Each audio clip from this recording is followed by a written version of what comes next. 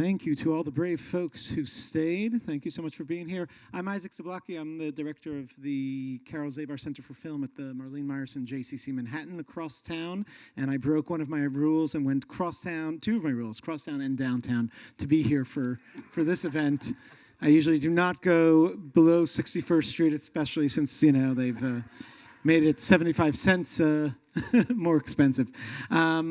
Thank you so much. I'm proud to be here with, I'll start with the director of the film, Dani Menkin. And honored to have next to me, Rabbi Charlie Cytron-Walker.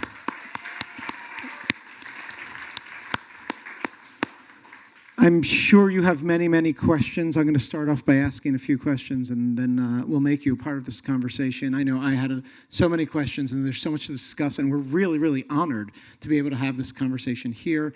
I also have to know to do this on this day when I have a little bit of hope after a year and a half of really, I think, not an unrelated story, possibly coming to some sort of temporary end.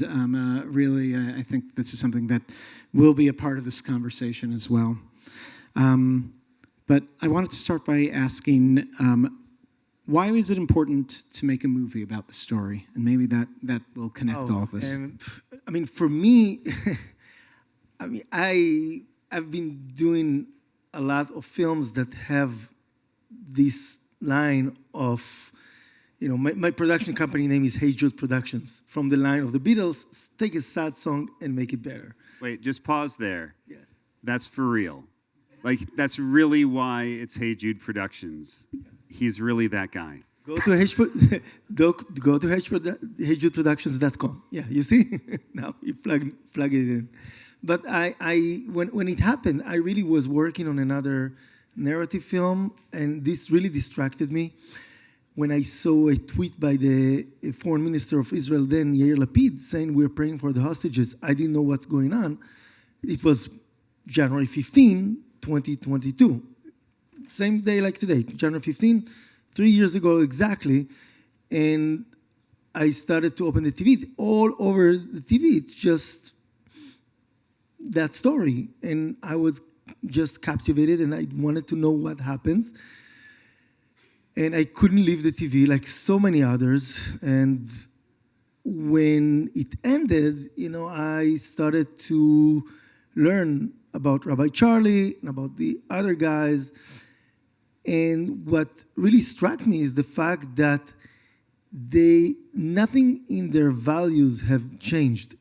And I felt like there is an inspiring story with a beginning, middle, and end, knowing that potentially there is a footage that nobody has ever seen because it was captured.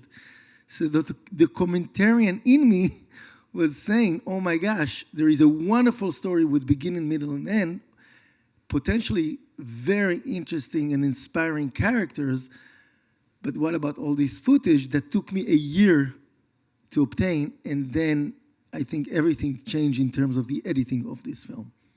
And I still cringe every time Dani calls me a character. But we didn't want to actually, Dani had to really knock down doors, and Dani had to get through a lot of people in order for us to allow him to make the movie. And he was the one who convinced us that this was a story that would be in good hands, in his hands. And what you saw really reflects that.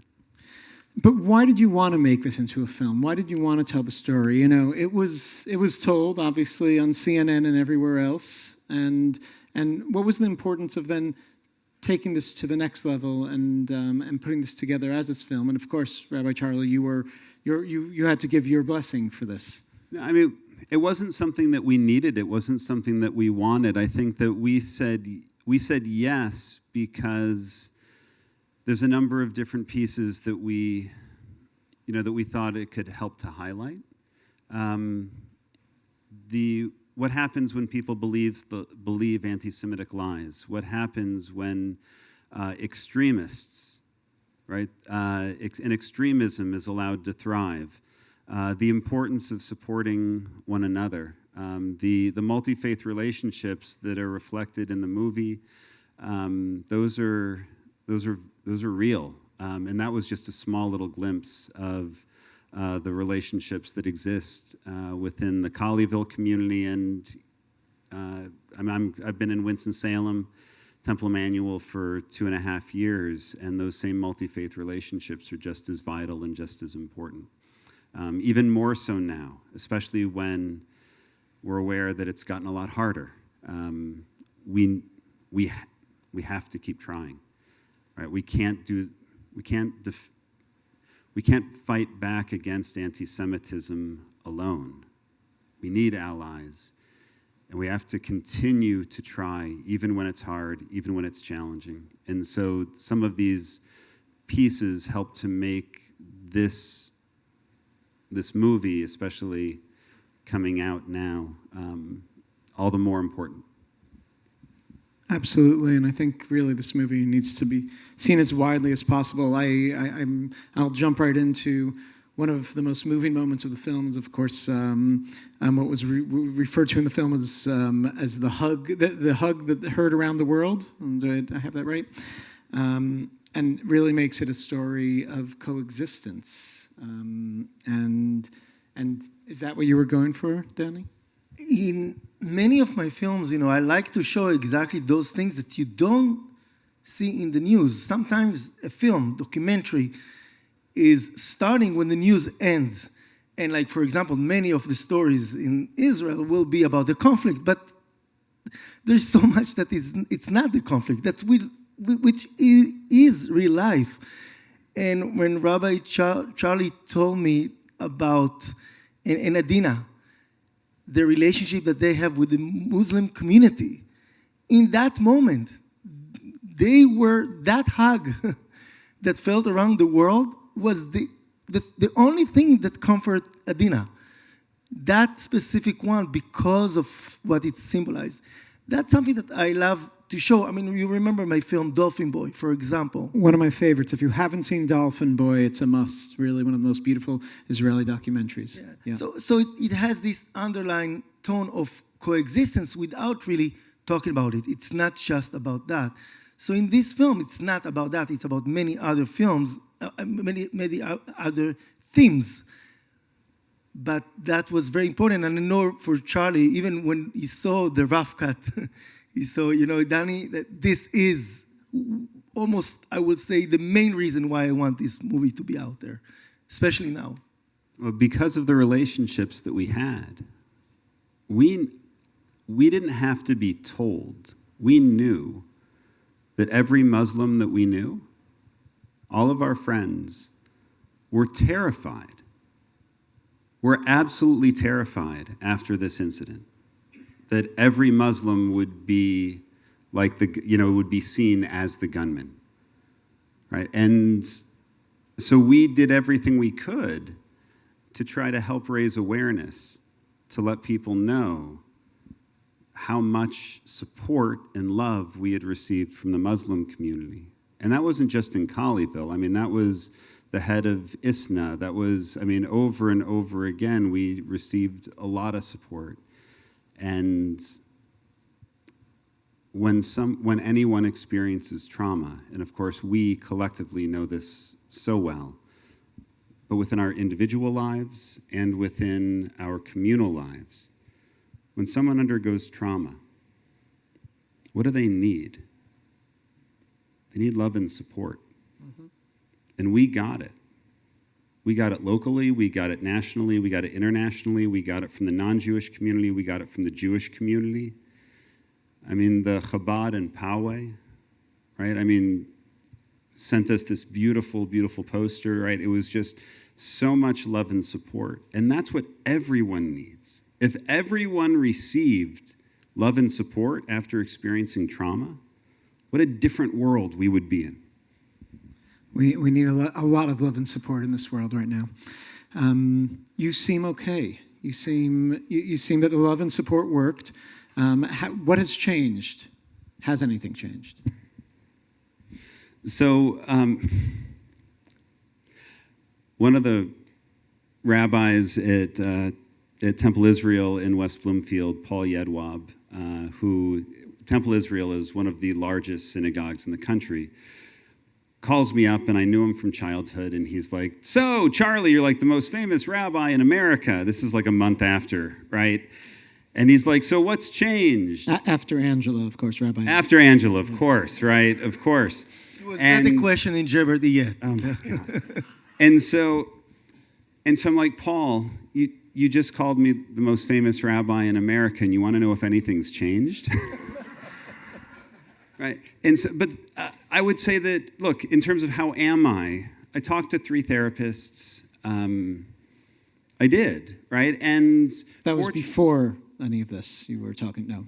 No, I mean, like in the aftermath of the incident, and I can honestly say that I haven't had anything that resembles PTSD, fortunately. Right? And as bad as it was, as challenging as it was, it could have been a lot worse. Right? What I said at the end about gratitude, like I'm grateful that we didn't see anybody killed. I'm grateful that he didn't abuse any of us physically. There's a lot of things that were very challenging about that day, but it's important to know that there's a lot of things that went right as well. And in terms of what's changed, I mean, there's a documentary made, right, about what happened that day. But in terms of who I am and in terms of the values that I teach, that really hasn't changed. It's, we try to live our values. I continue to preach and teach that we have to live our values and that we can do security and safety and care for our community. And we can also love the stranger. But one of the things that we continue to learn through tragedy, Kol Arevim Zeh Bazeh, Kol Yisrael Arevim Zeh Bazeh, the idea that all of us, the Jewish community, is responsible for one another. We need to feel that. Not only when there's a tragedy. We need to live that, not only when there's a tragedy. All that love and support that we got, all of the outpouring of support that we've continued to try to give to so many grieving and hopeful hostage families, and for everyone that has experienced such trauma over the past 15 months, right? We, not only there's so much that we need to be able to offer to one another. But we need to be able to do it not only in bad times, but in good times. We need to be able to support one another. But we need to be able to live our values. If we are not able to welcome in the stranger, if we're not able to care for those in need, if we're not able to live the highest ethical values of our tradition, then something truly has broken in who we are. And we need to be able to be true to ourselves, always. Thank you. Thank you. I love the bridging of gaps between the Jewish community and the Muslim community. There was a film a couple of years ago that was actually nominated for an Oscar for short films called Stranger at the Gate, which was about a man who came to blow up a mosque. And he came in, and because he was treated so well by the Muslim community, this is a value that he changed his path completely and actually became Muslim. It's an amazing story, but it shows that this is a value that's not just a Jewish value. It's a value that connects, I think, many of the religions. And I will add that at CBI in Colleyville, at Temple Emmanuel in Winston-Salem, I mean, I know that CBI, we already had decent security procedures, and we, it was upgraded, right, considerably. I mean, our budget for security at Temple Emmanuel, probably just in the past year and a half, increased a good eightfold, ninefold.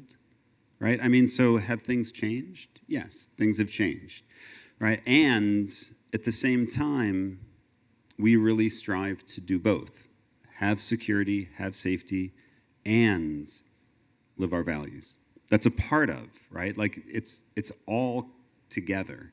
And there's some friction there. It definitely, doesn't leave that open door that you were once able to have, and I think we all dream of having. No, but if you've got somebody who's keeping an eye out for what's going on, right, and keeping an eye out to see if there are any threats, and that person who's keeping an eye out for any threats is also able to welcome somebody in and say Shabbat Shalom. I mean, the police officer who's with us most Friday nights, he wears a kippah, not Jewish. He's like, all right, so Rabbi, what's the greeting? Is it just Shabbat Shalom, or is there, I mean, he's got Chag Sameach down, right? Like, and so that's the kind of thing that we love, right? Like they can go together. I want to dive into possibly also, this is very much connected to what we're talking about. October 7th obviously has changed some of the security, but Dani, maybe tell us a little bit of how it changed the way you were completing this film. Yeah, I mean, when it happened, I was in the editing of the film. I was, like, I'm sure everyone in this room and everyone in the Jewish community and in Israel, we were just devastated. I didn't even know how I'm going to continue telling this story of, with all the respect, it's 11 hours. About anti-Semitism, and this happened now in Israel. I remember just a few days after I spoke to Rabbi Charlie, and he told me, Dani, you're sitting Shiva, you're mourning. I was like, what do you mean? I'm sitting, I don't know, I mean, I know everybody in Israel know few people, but I'm like really grieving. And then Rabbi Angela Buchdahl had this unbelievable ceremony that she was talking, that she was saying, en milim, no words, no words. And I understood that everybody is feeling the same way. And what happened after that, that anti-Semitism went 500% up. And I saw that this film is more relevant than I even thought. And the underline of the terrible terrorist, the extremist Islamic saying, I love death more than you love life, is the same narrative that Hamas had. So I knew that in some way, shape, and form, you cannot take this story completely out of October 7. And the fact that we are now, today, January 15, the 3 years anniversary, we planned this event long time ago with Rabbi Angela Buchdahl. And today is the day that they are having a deal, I mean... God willing. God willing. I mean, at least they say we close the deal. Yes, please. Not believing anything till we see them home. Right. We will, until we see them happen. I felt like it's all connected. And in many ways, what they went through, it was like slim. I called before October 7, we had January 15. And the fact that Rabbi Charlie, Jeff, Shane, and Larry did not change their values, I think that's the victory that I hope will be the victory of our country. That even though they wanted us to hate, or even though some of those extremists, not all of them, totally not, say they love death more than we love life, we will still love life. That's what I hope.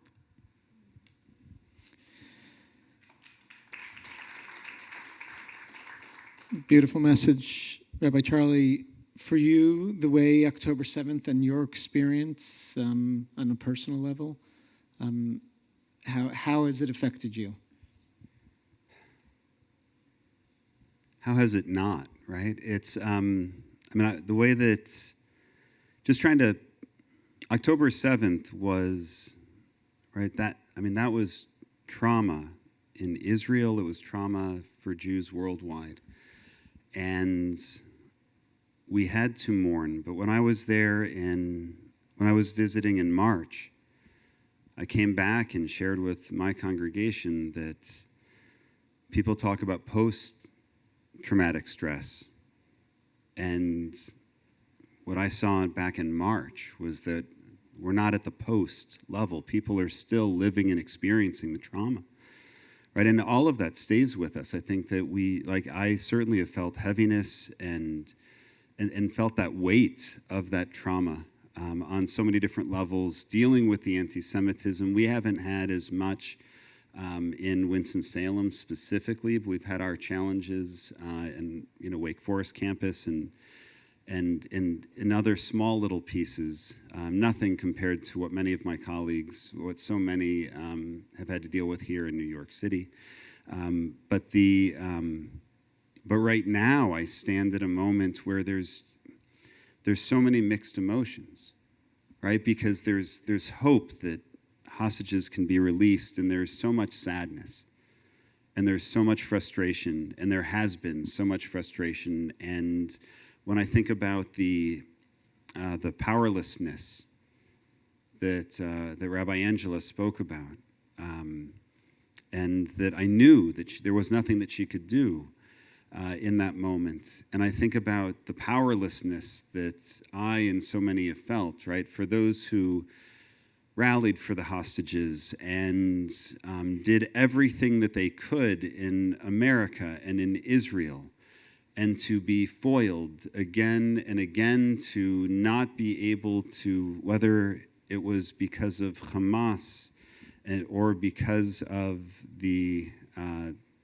elements of Israel's government, or the combination of the two, that were unable to come to a deal. It's been, the emotions are all over the map. Few of them have been positive. And to say that is an understatement. Ein milim, right? Ein milim. Ein milim. I want to zoom out for a minute. I'll just ask one more question, then we'll open it to questions from the audience, because I'm sure you want to be part of this. I have plenty more to ask. I wanted to ask about pizza deliveries and how, but maybe, Dani, tell us how you got your hands on this footage. This is an unbelievable. And what were the challenges of telling the story through this footage and these and the other materials you had? So first, I had, the participation of Rabbi Charlie and the entire team. So that was wonderful because I had the talking head. But then when I got the footage, I understood that, I don't have to do it as a talking head. I really have that amazing thing. So for example, you really see that the FBI is throwing the pizza to them. Where else do you see 13 security cameras of a hostage situation? That was unbelievable. So it took me 2 years to get it because the story was under investigation. But as soon as I got it, I was amazed, and I started to recut the film all over again in order for it to look like a movie. And and the moment that Shane says that he wants to convert, that's a very important moment, that I wanted the film to also hopefully be a little bit lighter, funny, and not just heavy. It's a heavy story. But the fact, Rabbi Charlie is saying that they could laugh, they had some Breakfast Club moments there, I thought was magical from a storytelling point of view. And Shane went all the way? Yeah, so Shane did complete his conversion. Actually, we had a new member service when we were back in the new building. We were out of the building for a few months, and I had members of the congregation were welcoming in new members. And I have one of my congregants was like, "What about Shane? What about Shane?" I said, "Well, he's got to complete his conversion first." And they're like, "Hasn't he been through enough?" And I've got the whole congregation yelling at me. Right? Hand him the tallis. It is right. It's and so no, Shane is an incredible individual, and to allow Larry to be released. And you saw in the footage that Jeff Cohen had set up and sat as close as possible to the emergency exit so that there wasn't a great distance, right, to get away. Like, everybody did something to help us get out of there. And that's really, really important to acknowledge. Yeah, and everybody is asking about Shane, which we're happy to answer, but Jeff asked us not to answer if his wife kept his promise. Had to throw that in there somewhere in that movie. That's what you end on.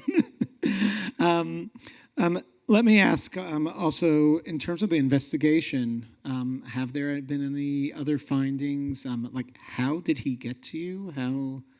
So I've done a couple of presentations with the FBI, which is, I mean, their PowerPoint presentations behind closed doors, they have a lot of information. I mean, they really know every step of the way what he did.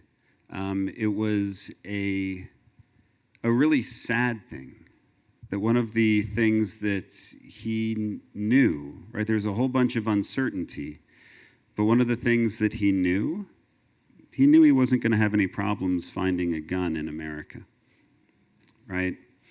And the investigation's been closed. He was killed by the FBI when they came in at the end.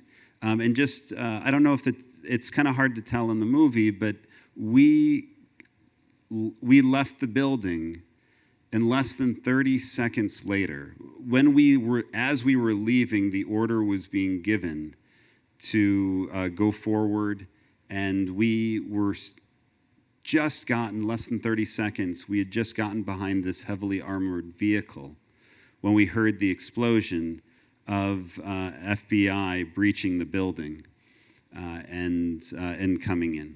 And then we heard gunfire shortly after. Wow. I'm going to ask one last question because I know we're actually out of time, so I'm sorry that we can't. I totally monopolized the time here. I am very curious to know, within that process in the movie, it seems that you were able to keep it cool and that you were calm there. Is that a correct watching of it, understanding of it? So most of the day. Most of the day. Most of the day. There was a point near the end of the evening, just before that last call, where he had been more threatening, and I started to beg for our lives, and that wasn't working. Right? He got more agitated. And so I had to take all of those emotions and pull them back, which was very challenging. I think that the emotions were up and down all day, although everybody really held it together. I mean, we're taught, in rabbinical school and clinical pastoral education to try to be a calm and non-anxious presence. And that's not always easy, to be a calm and non-anxious presence. But we really knew that him being more agitated than he wasn't a good thing. And he was talking with us all the way throughout the day. Sometimes we listened, sometimes we talked back, sometimes we pushed back against some of the ideas that he was offering. And so most of the day it was pretty calm, and that there was a couple of moments that were really challenging. And at the same time, what were we doing? We were all looking, and you heard Jeff talk about it, and you saw what Shane did, and you saw what I did at the end, but all of us were just looking based on the safety and security training that we had, the active shooter trainings, and all of those pieces. Without those trainings, I'd been to half a dozen active shooter trainings prior to that incident. And without that, I would not have had the courage to do what I did. But we were looking for that opportunity all day long, and thank God it came. Thank God it came. And it's by the way, has had an impact on every training since then. I know this is referenced, and what you did there was specifically referenced. ABC, I think, is the part of it in the training now, and that was the C. I don't remember what it stands for. Also ADD, avoid, deny, defend. So that would be the defend. We couldn't do that, by the way, at the beginning, because he said he had bombs. And that didn't get covered in the training. And so we had to, but as Jeff indicated, as the day went on, we realized that he didn't have bombs. And just to finish it off, Dani, with one last question, you do a great job in building that tension, and really I felt it like gets built up towards the end, those last few hours there.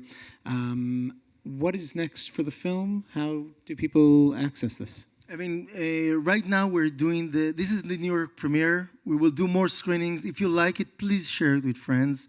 We have some flyers that you can take and be in touch with us to make more screenings around the country until we will someday we'll have a normal distribution. But we're trying to raise support to qualify the film to the Academy. We feel it's important to tell the story. We have done it through thanks to the community. There are some people here that supported us, and thank you so much. We will be tomorrow in Philadelphia. We're going to be in Long Island. Mikey, where are we going to be? Manhattan Cinema. We're going to be there on Sunday, 1 o'clock, then Miami, then Boca. So we're starting our tour. Just really, we're doing it really with the community, so reach out to us, and we would love to host a screening in the community at the JCC with Rabbi Buchdahl, that we wish you... Refuah Shlema, Rabbi Angela, please, Refuah Shlema. And I will just want to conclude with the line that Rabbi Charlie, and I will give it to you to say, when you are lighting the Hanukkah candle with President Biden, and you're saying, in our darkest moment, we bring light. And I think maybe if we can take that in the moments that we are in now, in the last 15 years, let's hope and pray January 15 brought some light in the dark that we are facing since October 7. Thank you. Thank you. Thank you all so much for being here. Thank you for sharing and bringing this film to us. We look forward to doing this again. Have a good night. Thank you. Thank you all.